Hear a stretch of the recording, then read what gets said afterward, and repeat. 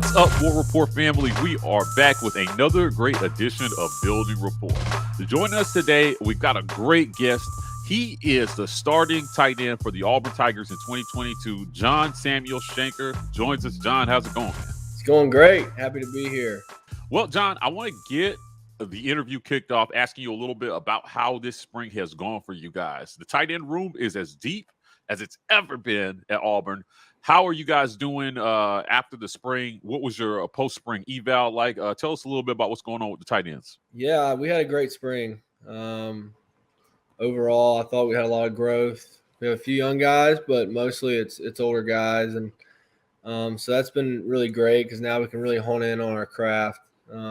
It's not really the playbook anymore. It's little tiny details that we can do to get better, and we see that through spring. Coach Bedell did a great job. And after spring, we did the evals with coach, and we got a lot better. We got some more receptions this spring. Mm-hmm. I think that's a testament to our hard work throughout the spring and in winter as well. And we got a few weeks off here before we kick back into the summer lifts and stuff like that. But I think as a whole team, we're in a great spot and really, really good spot as a tight end group. I think we're really close and tight-knit group, and I think that's why we've been successful and we enjoy playing with each other. Quick follow-up. How does this spring practice compare to last year's first spring under Brian Harson? It went a lot more smooth. Last year, a lot of new things. You don't really know how practice goes and what coaches expect for practice and things like that. And this year we knew what to expect, and the leaders could lead and know what we needed to get done each and every day. And that was a huge part of our success this spring, I thought.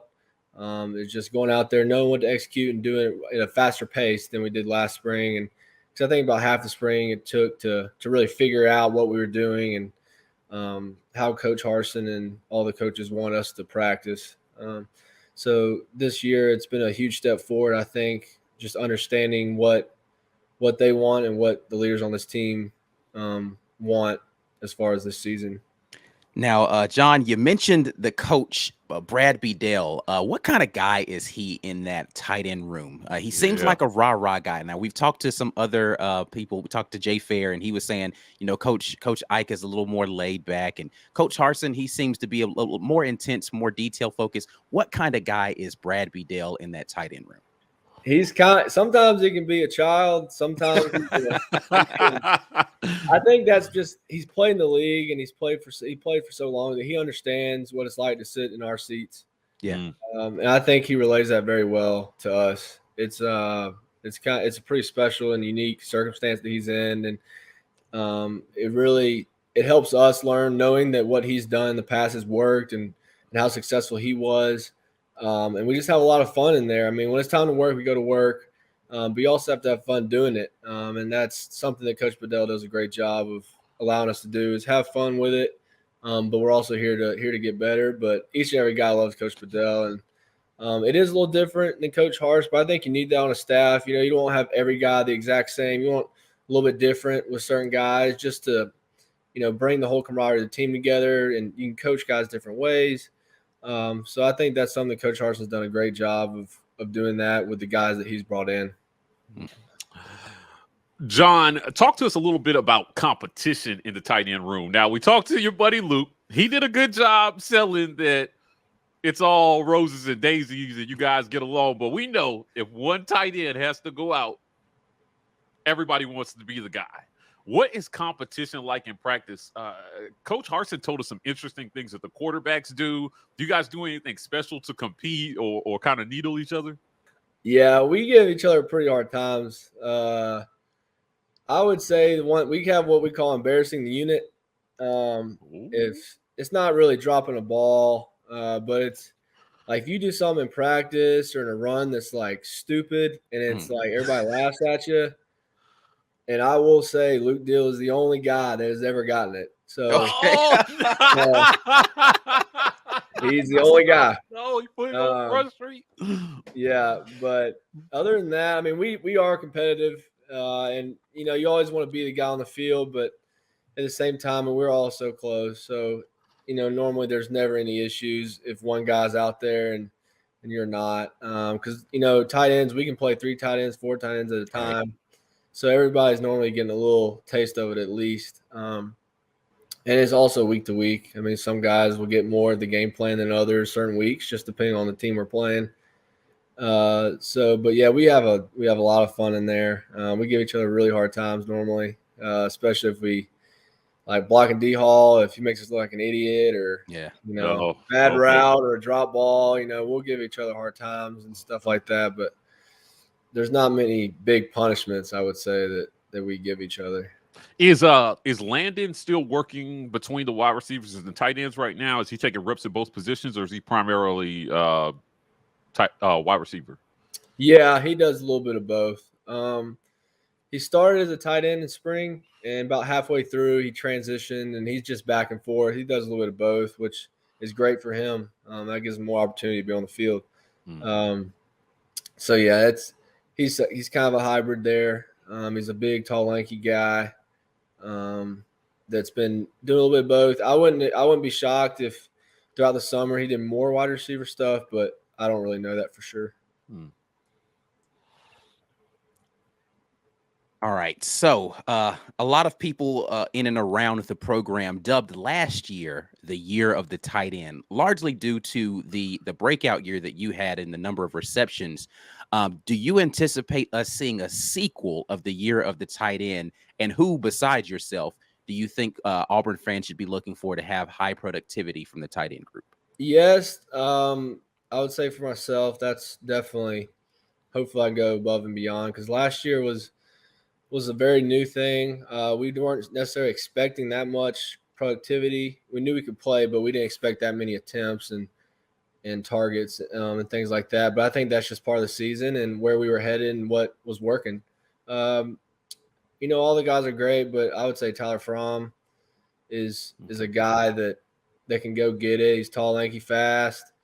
He's a mismatch down the field for a lot of guys. So, everybody, even Brandon Frazier, big guy, could be a big red zone key, being tall as he is. So everybody has a little bit different skill set. I mean, Luke Dill had double-digit catches, I believe, last year too. So, but yeah, definitely looking forward to hopefully going above and beyond last year as a whole and as personally as myself. And that's something we'll work on hard this summer. Lots of catches with the QBs and a lot of drill work with us as a group. John, last year for you, 28 receptions, 359 yards. Have you set any personal goals for yourself this year in terms of numbers, touchdowns? Where would you like to see your own improvement this year?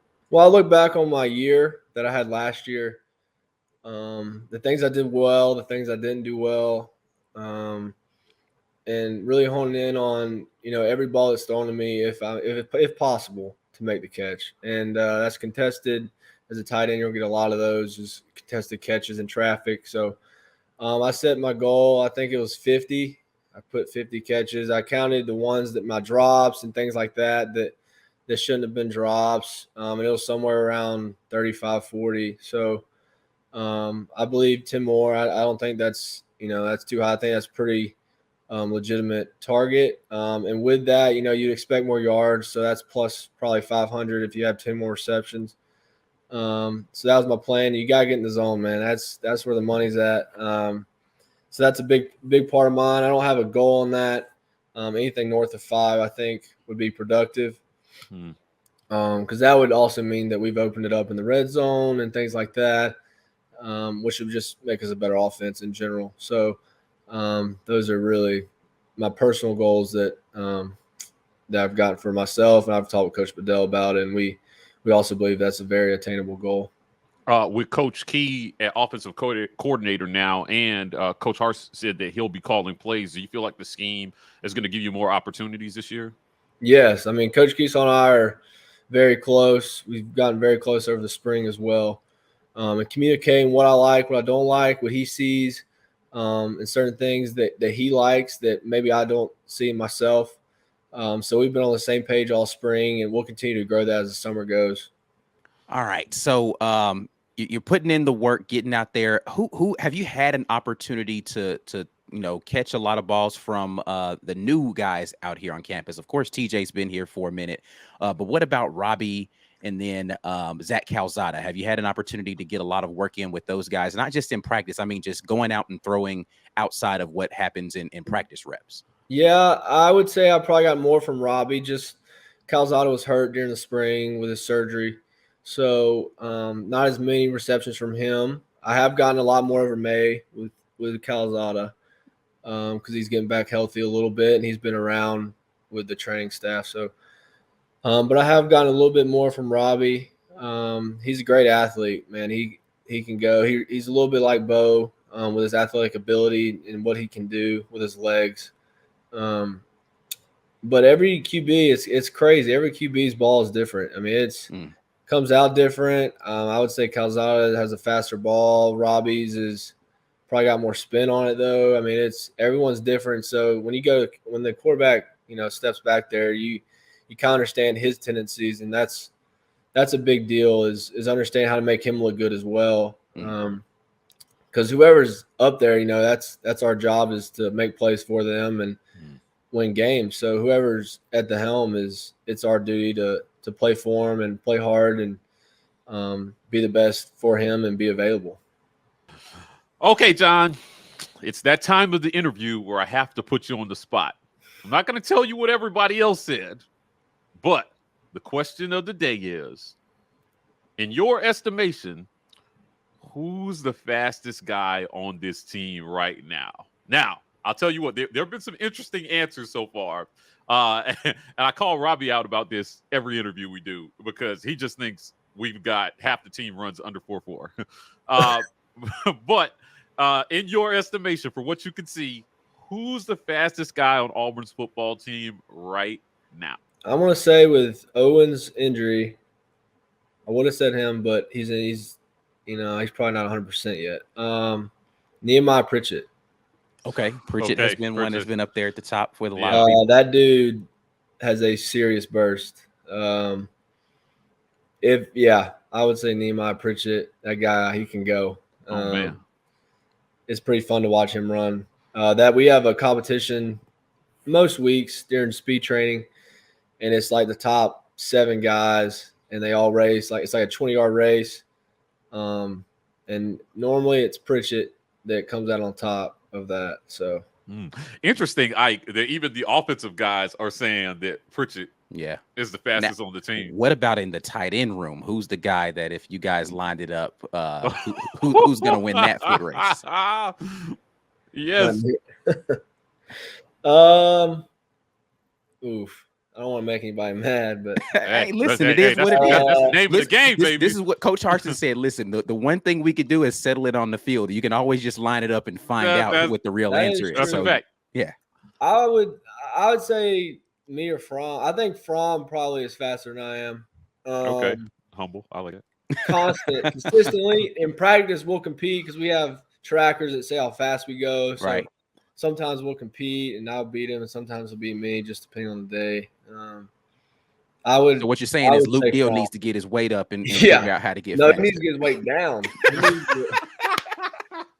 So he can get going. He's fine, but I would probably say Fromm. Frazier's fast, he's got long legs, man.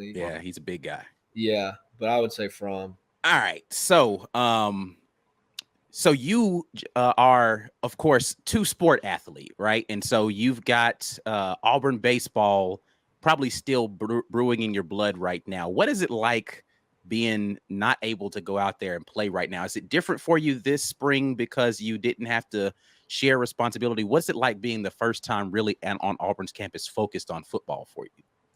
It was hard early. Not in January and February, but when they started playing, it was hard. You had so much invested in that sport, and you really, I love the guys, and most of them are still here. Some of them are in my wedding, so it was really hard. Now, I would say it's better for me mentally and physically, just having one, and my body is not quite as beat up as it would be with baseball, because we've been off for a while for football, but baseball is still going, and if they go deep and I was playing, I wouldn't be in football until June. Like there's no break. So having the break and being able to kind of relax a little bit it's big for me, especially at the stage that I'm at now.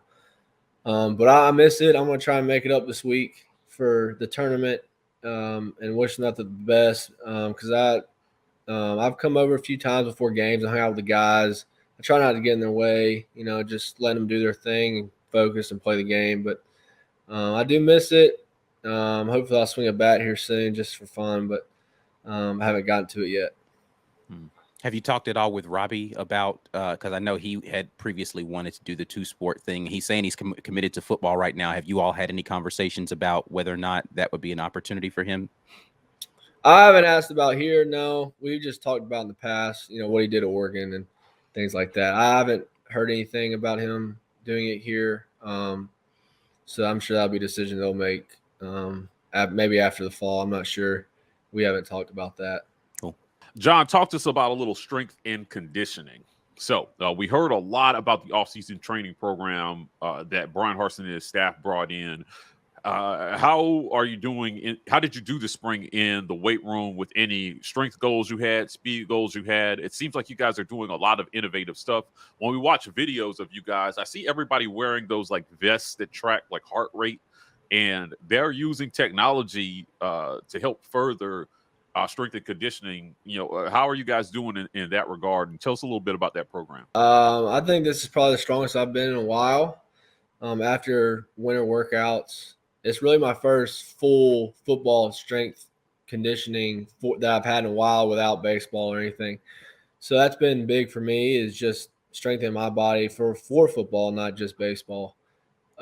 So it's been great. I think I PR'd and everything in the winter. So that was a big deal for me at this stage, is just growing myself little by little.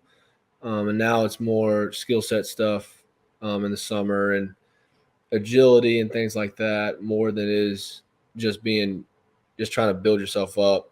Because we'll do that anyways, but now it's more of honing in on being an athlete more than just being able to move a lot of weight this summer. Do you feel like a lot of guys PR'd this spring?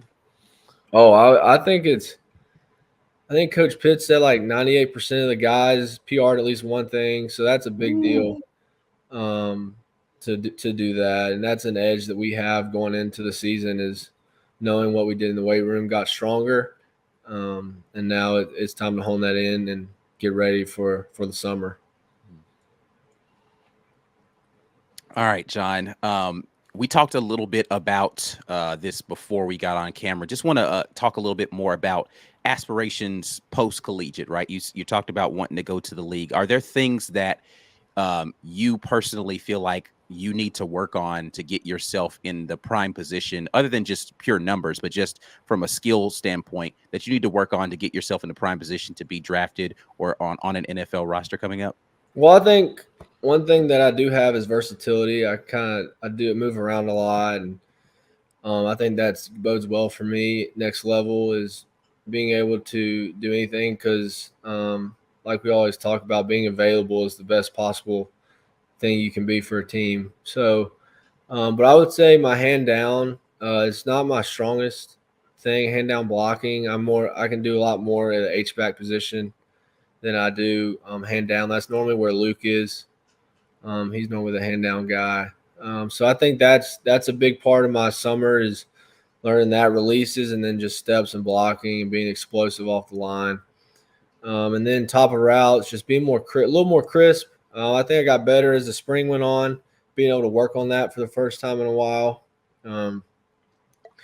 But it's all about separation, especially when you get to the next level. If you can separate and make plays, you'll stay. So that's a big key for me this summer, is learning that burst and things like that coming out of routes is a big deal for me.